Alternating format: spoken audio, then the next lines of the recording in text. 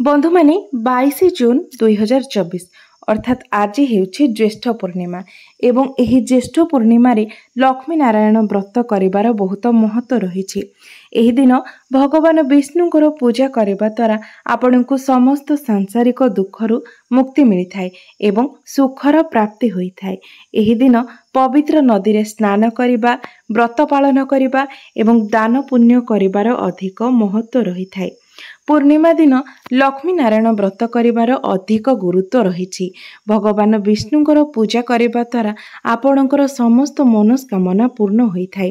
एही दिन आपण जदि पवित्र जल रे स्नान करि पारु नाहंती तेबे आपण जेउ जल रे भी स्नान करूछंती सेथिरे किछि गंगा जल मिसाई स्नान करिबा द्वारा आपणको गंगा नदी रे स्नान करिवार पुण्य प्राप्ति होइथाय। एहा व्यतीत चंद्रमांक सह जड़ित जिनिस गुड़िक जदि आपण एही दिन दान करती तेबे आपणको अनेक गुड़िए लाभ प्राप्त होइथाय। आपण श्वेत रंगर वस्त्र, चीनी, चाउल, दही किंबा रूपार कौनसी द्रव्य मध्य दान करि परिबे। माना जाए जे जदि कुंडली रे चंद्रमांकर स्थिति दुर्बल होइथाय तेबे ताकु मजबूत बनाइबा पई आपण जदि आजिर दिन रे एही सब जिनिसर दान करती तेबे आपणको शुभ फल प्राप्ति होइथाय। कारण जदि कुंडली रे चंद्रमांकर स्थिति मजबूत रहिथाय तेबे जीवन रे सुख समृद्धिर वृद्धि होइथाय। पूर्णिमा दिन चंद्रदेव निजर संपूर्ण स्वरूप रे थांती जहार प्रभाव आपणको मन एवं शरीर उपरे पड़िथाय। एही दिन चंद्रदेवंकर पूजा करबा द्वारा व्यक्तिर मानसिक एवं आर्थिक स्थिति ठीक रहिथाय। कारण ज्योतिष शास्त्र रे चंद्रमा को आपणकर मन एवं द्रव्यर कारक बोली कुहा जायछि। तेबे बंधु माने एही वर्ष जो ज्येष्ठ पूर्णिमा पड़ुछि एही दिन अनेक गुड़िए शुभ संजोगर संगठित हेउछि जहार प्रभाव विशेष करी 6टी राशि उपरे पड़िबाकु जाउछि। तेबे आजिठारु बदलिबाकु जाउछि एही 6 गोटी राशिंकर भाग्य। एमानंकर भाग्य चमकिबाकु जाउछि। प्रभु जगन्नाथଙ୍କ कृपारु एमानंकर समस्त समस्या दूर हेबाकु जाउछि। एमानंकर अचानक भावरे धन प्राप्तिर जोग खोली जीव। एमानंकर दुखर दिन एबे शेष हेबाकु जाउछि। एही पवित्र ज्येष्ठ पूर्णिमा अर्थात देवस्नान पूर्णिमा ठारू एही 6 गोटी राशि हेबाकु जाउछंती भाग्यशाली। ज्योतिष शास्त्र अनुसार एही 6 गोटी राशि जो मानकर भाग्य खोलिबाकु जाउछि, जो माने धनशाली हेबाकु जाउछंती एवं एही ज्येष्ठ पूर्णिमा ठारू ग्रह मानकर गोचर स्थिति किछि एपरि भावरे बदलिबाकु जाउछि जहार प्रभाव रे एही राशि गुड़िक धनवान हेबाकु जाउछंती। एही 6 गोटी राशि मानको प्रभु जगन्नाथ एवं माँ लक्ष्मीकर आशीर्वाद प्राप्ति हेबाकु जाउछि।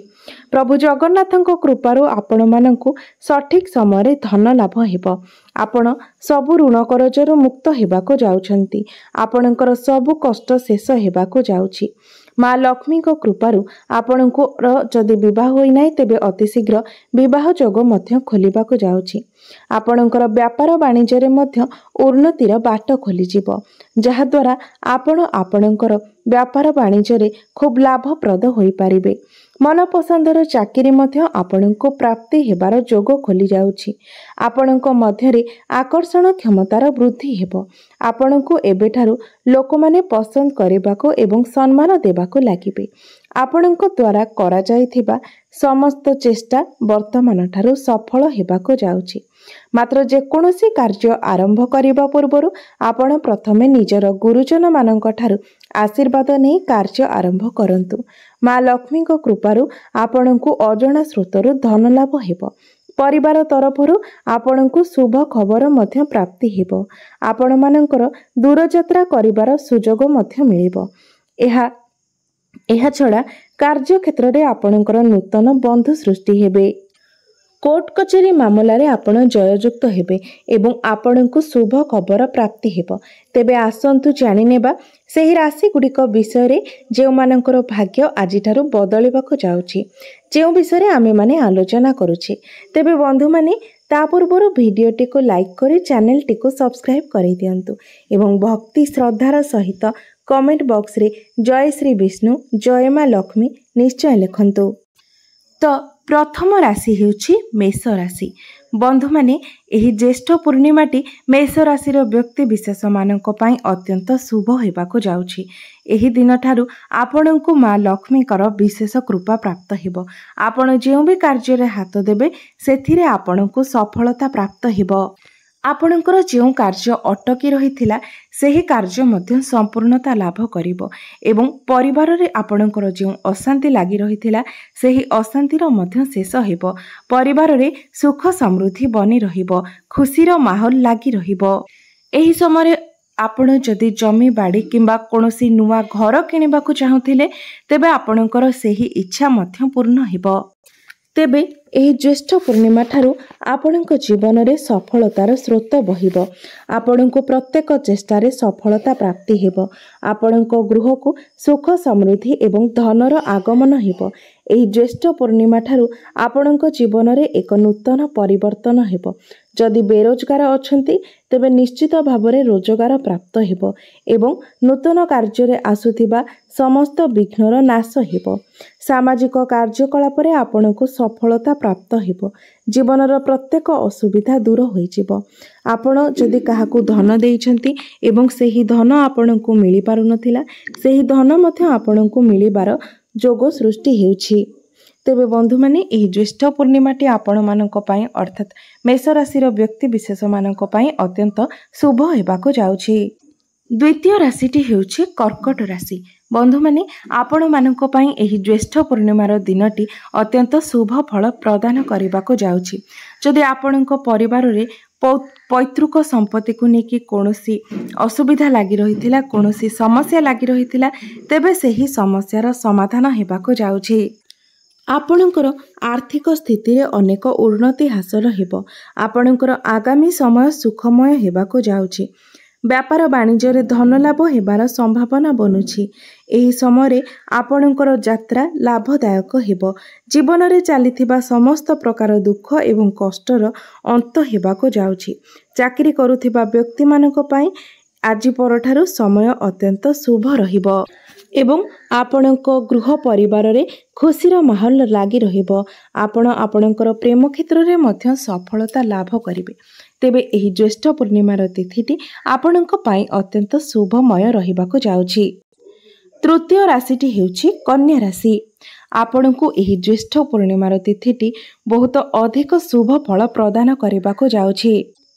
ଆପଣଙ୍କୁ ମା ଲକ୍ଷ୍ମୀଙ୍କର ବିଶେଷ କୃପା ପ୍ରାପ୍ତ ହେବାକୁ ଯାଉଛି, ଯାହାଫଳରେ ଆପଣଙ୍କର ସମସ୍ତ ଆର୍ଥିକ ସମସ୍ୟା ଦୂର ହେବା ସହିତ ଆପଣଙ୍କର ଆର୍ଥିକ ସ୍ଥିତି ମଜବୁତ ହେବାକୁ ଯାଉଛି। ଆପଣଙ୍କୁ ଅନେକ ସ୍ରୋତରୁ ଧନର ପ୍ରାପ୍ତି ହେବ ଏବଂ ଯଦି ଆପଣ କୌଣସି ନୂତନ ଯାନବାହନ କିଣିବାକୁ ଚାହୁଁଥିଲେ ତେବେ ଆପଣଙ୍କର ସେହି ଇଚ୍ଛା ମଧ୍ୟ ପୂର୍ଣ୍ଣ ହେବ। ଆପଣଙ୍କୁ ଆପଣଙ୍କ ଜୀବନସାଥୀର ସହଯୋଗ ଏବଂ ଭଲ ପାଇବା ମଧ୍ୟ ପ୍ରାପ୍ତି ହେବ। ଏହି ଜ୍ୟେଷ୍ଠ ପୂର୍ଣ୍ଣିମା ଠାରୁ ଆପଣଙ୍କ ଗୃହରେ ସୁଖ ସମୃଦ୍ଧି ଏବଂ ଧନର ଆଗମନ ହେବ, ଯାହାଫଳରେ ଆପଣଙ୍କର ସାମାଜିକ ପ୍ରତିଷ୍ଠା ମଧ୍ୟ ବଢ଼ିଯିବ। ଆପଣମାନଙ୍କର ବ୍ୟାପାର ବାଣିଜ୍ୟ କ୍ଷେତ୍ରରେ ଲାଭ ପାଇବାର ସମ୍ପୂର୍ଣ୍ଣ ସମ୍ଭାବନା ରହିଛି। ଚାକିରି କ୍ଷେତ୍ରରେ ଉନ୍ନତିର କୌଣସି ବଡ଼ ଖୁସି ଖବର ଆପଣଙ୍କୁ ପ୍ରାପ୍ତି ହୋଇପାରେ। ଧନର ଅପାର ବୃଦ୍ଧି ହେବାର ସମ୍ଭାବନା ରହିଛି ଏବଂ ଚାକିରିରେ ପଦୋନ୍ନତି ହେବାର ଯୋଗ ମଧ୍ୟ ସୃଷ୍ଟି ହେଉଛି। ଚତୁର୍ଥରେ ବୃଷ ରାଶି। ଏହି ଜ୍ୟେଷ୍ଠ ପୂର୍ଣ୍ଣିମାଟି ଆପଣଙ୍କ ପାଇଁ ବରଦାନ ସାବ୍ୟସ୍ତ ହେବ। ଆପଣଙ୍କର ଅଟକି ରହିଥିବା ସମସ୍ତ କାର୍ଯ୍ୟ ପୂର୍ଣ୍ଣତା ଲାଭ କରିବ।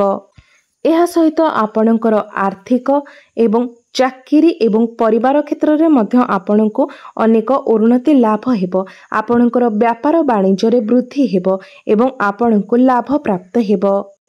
ଆପଣ ଯଦି କୌଣସି ବଡ଼ ଇନଭେଷ୍ଟମେଣ୍ଟ କରିଛନ୍ତି କିମ୍ବା କରିବାକୁ ଯାଉଛନ୍ତି ସେଥିରେ ମଧ୍ୟ ଆପଣଙ୍କୁ ଅନେକ ଲାଭ ପ୍ରାପ୍ତି ହେବ, ଯାହାଫଳରେ ଆପଣଙ୍କ ଜୀବନରେ ଧନ ସମ୍ବନ୍ଧିତ ଯେକୌଣସି ସମସ୍ୟା ଲାଗି ରହିଥିଲା ସେ ସମସ୍ତ ସମସ୍ୟାର ସମାଧାନ ହୋଇଯିବ।